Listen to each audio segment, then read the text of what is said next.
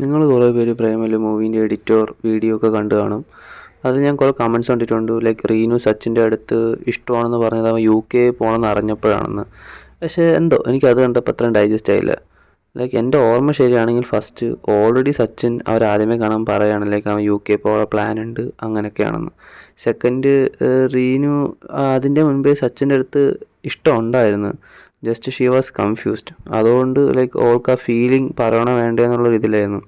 പിന്നെ സച്ചിൻ സ്ഥലം വിട്ടു പോകുമ്പോൾ ലൈക്ക് ഓൾക്ക് മനസ്സിലാവും ലൈക്ക് ഓൾക്ക് അവൻ്റെ അടുത്ത് ഇഷ്ടമുണ്ട്.